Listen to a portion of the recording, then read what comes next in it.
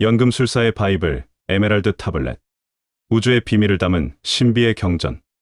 우리는 종종 우주와 인간의 관계를 생각하며 경이로운 호기심에 빠지곤 합니다. 내가 이 우주 속에서 어떤 존재일까? 우주와 인간은 연결되어 있을까? 라는 질문은 아주 오래전부터 사람들의 상상력을 자극하며 끝없는 탐구를 이끌어왔습니다.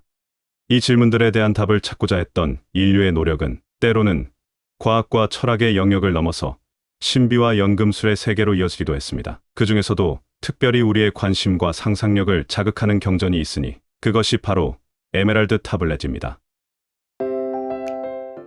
에메랄드 특유의 황홀한 빛깔은 영혼불멸의 상징이며 미의 여신 비너스의 보석이라고 합니다.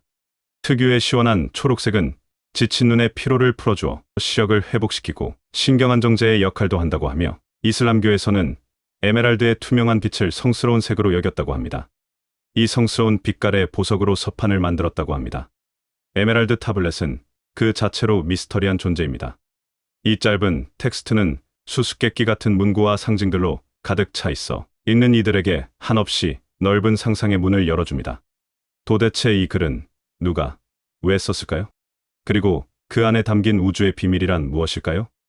에메랄드 타블렛에는 그 기원이 무려 기원전 36,000년까지 올라가는 것도 있다고 하는데 이것 역시 연금술적 변성으로 제작된 것이었다는 증언이 있습니다. 그렇지만 에메랄드 타블렛 자체가 연금술과 같은 놀라운 기술을 사용하여 제작되었다는 것이 과연 타당한 이야기일 수 있을까?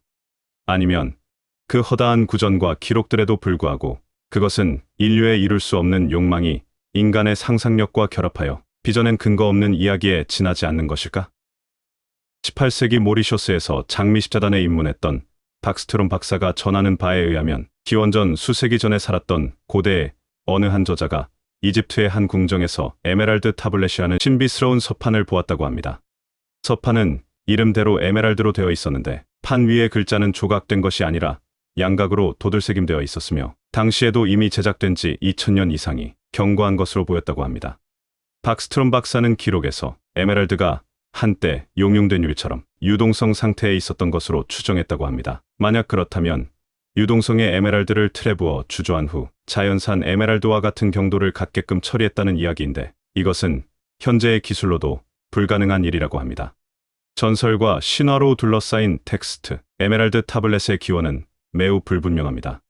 전설에 따르면 이 경전은 고대 이집트의 신비로운 지혜를 지닌 존재, 헤르메스 트리스 메기스투스가 남긴 텍스트라고 전해집니다. 헤르메스 트리스 메기스투스는 고대 이집트의 신인 토트와 그리스 신화의 헤르메스를 합친 인물로 3번 위대한 자라는 별칭을 가지고 있습니다. 그는 인간에게 우주의 신비와 신성한 지혜를 전한 위대한 스승으로 묘사되며 에메랄드 타블렛은 그의 지혜를 집대성한 작품 중 하나라고 여겨집니다. 그러나 에메랄드 타블렛이 실제로 존재했는지조차 명확하지 않습니다. 텍스트의 원본은 전해지지 않으며 오늘날 우리가 알고 있는 내용은 중세 아랍과 유럽의 번역자들에 의해 전해진 것입니다. 특히 12세기 중세 유럽의 연금술사들은 에메랄드 타블렛을 발견하고 이를 열광적으로 연구하며 신비와 미스터리의 대상으로 삼았습니다. 그들은 이 텍스트에 우주의 비밀이 담겨 있다고 믿었으며 연금술적 탐구의 핵심으로 삼았습니다. 에메랄드 타블렛의 가장 유명한 문구는 위에서와 같이 아래에서도라는 구절입니다. 이 문장은 짧지만 매우 강렬한 상징성을 지니고 있어 수많은 해석과 논쟁을 불러일으켰습니다. 이를 단순히 읽으면 우주의 질서와 인간의 질서가 서로 닮아 있다는 뜻으로 보일 수 있습니다. 그러나 이 문구는 그 이상의 깊이를 가지고 있습니다. 연금술사들은 이 문구를 우주와 인간의 완벽한 일치를 상징하는 말로 보았습니다. 우주는 거대하고 복잡한 체계지만 그 체계는 인간 내면과 동일한 원리를 따릅니다. 즉, 우주의 법칙은 곧 인간의 법칙이며 인간의 내면을 이해하면 우주의 비밀을 알 수 있다고 주장한 것입니다. 이는 작은 우주로서의 인간과 큰 우주로서의 자연이 서로 거울처럼 연결되어 있다는 사상을 내포합니다. 이 상징적 문장은 연금술뿐만 아니라 신비주의, 철학, 심지어 현대 심리학에서도 영감을 주었습니다. 심리학자 칼 구스타프 융은 에메랄드 타블렛의 개념을 바탕으로 개인 내면의 세계와 외부 세계의 조화로운 통합이라는 아이디어를 발전시켰습니다. 그는 이를 인간의 심리적 성장과 영적 깨달음의 핵심으로 보았으며 위에서와 같이 아래에서도 오라는 구절을 심리적 변형 과정의 본질로 해석했습니다. 에메랄드 타블렛은 단순히 철학적인 텍스트가 아닙니다. 연금술사들은 이 경전을 물질 세계의 변형에 대한 구체적인 지침으로 받아들였습니다. 그들은 타블렛의 가르침을 따라 철을 금으로 바꾸는 방법, 영혼의 정화, 그리고 영생의 비약을 만드는 비밀을 찾고자 했습니다. 특히 에메랄드 타블렛은 연금술에서 핵심이 되는 현자의 돌의 제작과 관련이 있다고 여겨졌습니다. 현자의 돌은 단순히 금을 만드는 물질이 아니라 영혼을 정화하고 인간을 신성한 경지로 이끌어줄 수 있는 상징적인 존재입니다. 연금술사들에게 에메랄드 타블렛은 이 돌을 얻기 위한 필수적인 지침서이자 신성한 안내자였습니다. 그러나 에메랄드 타블렛이 단순히 물질적 연금술의 지침으로만 이해될 수는 없습니다. 텍스트는 물리적 변환뿐만 아니라 영적 변형을 이야기합니다. 인간의 영혼이 어떻게 불완전함에서 벗어나 완전함으로 나아갈 수 있는지를 탐구하는 이 과정은 단순한 기술이 아니라 깊은 자기 성찰과 깨달음의 과정을 필요로 합니다. 에메랄드 타블렛의 본질적인 매력은 그것이 여전히 풀리지 않은 수수께끼로 남아있다는 데 있습니다. 이 텍스트는 고대부터 현대까지 수많은 사람들에게 질문을 던지며 끝없이 새로운 해석을 이끌어냅니다. 위에서와 같이 아래에서도 오라는 문구를 어떻게 해석하느냐에 따라 타블렛의 의미는 철학적, 영적, 혹은 과학적으로 완전히 다르게 이해될 수 있습니다. 그렇다면 이 경전의 진정한 의미는 무엇일까요?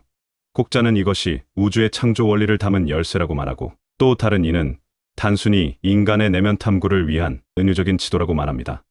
누군가는 이를 과학적 원리를 상징적으로 표현한 텍스트로 보기도 하며, 다른 누군가는 철저히 영적이고 신비로운 문서로 간주합니다.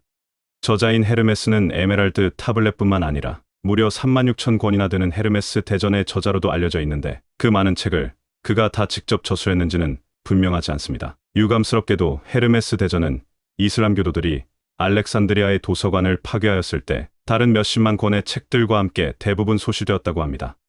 에메랄드 타블렛은 후세의 연금술사들에게 있어 바이블과도 같은 존재가 되었습니다.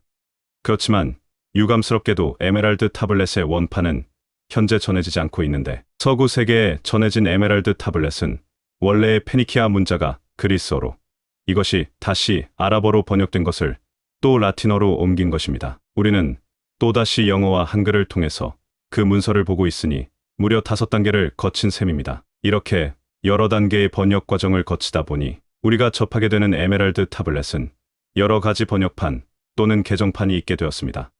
에메랄드 타블렛을 연구하는데 생애 많은 시간을 바친 독일의 물리학자 고트리브 라츠는 1869년에 쓴 에메랄드 타블렛의 비밀에서 세 종류의 초기 그리스 개정판을 언급하였는데, 모두 기원전 3세기에서 기원전 1세기 사이에 알렉산드리아에서 쓰여진 것들이라고 합니다. 다음은 이중 유럽 중근세 연금술에 가장 큰 영향을 미쳤다고 평가되는 타블라 드 오페라티오네 솔리스와 그 밖의 다른 여러 번역판들을 참고하여 우리말로 옮겨본 것입니다. 첫 번째, 이것은 추호도 거짓 없는 확실하고 가장 진실한 이야기다. 두 번째, 아래에 있는 것은 위에 있는 것과 같고 위에 있는 것은 아래에 있는 것과 같다.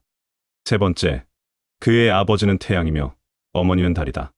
바람이 그를 자신의 자궁에 옮겨다 놓았고 흙은 그에게 양분을 주었다. 네 번째, 그것은 우주의 모든 성취를 위한 어버이다. 만일 그것이 흙으로 내려가면 그 힘은 완벽해질 것이다. 다섯 번째, 이렇게 해서 당신은 온 세계의 영광을 얻게 될 것이며 모든 어둠은 멀리 떠나갈 것이다. 여섯 번째, 세상은 이렇게 창조되었다. 이로부터 놀라운 적용이 얻어질 것이며 그 방법은 이와 같다. 일곱 번째, 그러므로 나는 헤르메스 트리스 메기스투스라 불린다. 그것은 바로 내가 세계의 지혜의 세 부분을 가지고 있다는 뜻이다. 여덟 번째, 이제 태양의 작업에 관해 할 말을 다하였다. 에메랄드 타블렛이 혹 연금술의 비법으로 제조되어 그 자신의 몸에 제조 과정을 기록해 놓은 연금술에 살아있는 증거는 아닐까? 페니키아 원문의 제목이 키람의 비밀 작업이라고 되어 있는 것은 이런 의혹을 더욱 증폭시킨다. 끝없는 상상의 문이 열립니다. 에메랄드 타블렛은 단순히 고대의 신비로운 텍스트가 아닙니다. 그것은 인간이 우주와 자기 자신을 이해하려는 끝없는 노력의 증거이자 그 과정에서 탄생한 가장 상징적이고 매혹적인 작품 중 하나입니다. 위에서와 같이 아래에서도라는 구절은 단순한 문장이 아니라 우리 마음속에 끝없이 질문을 던지는 초대장입니다. 우리는 이 텍스트를 통해 우주를 이해할 수 있을까요? 아니면 결국 이 텍스트는 우리 자신을 이해하는 열쇠가 될까요? 에메랄드 타블렛이 전하는 메시지는 아마도 단순히 답을 제공하는 것이 아니라 우리가 답을 찾도록 유도하는 여정 자체일지도 모릅니다. 결국 이 짧고도 강렬한 텍스트는 인간에게 상상과 탐구의 끝없는 가능성을 열어줍니다. 그것이 에메랄드 타블렛의 진정한 매력이자 오랜 세월이 지나더라도 여전히 미스터리로 남아있는 이유일 것입니다.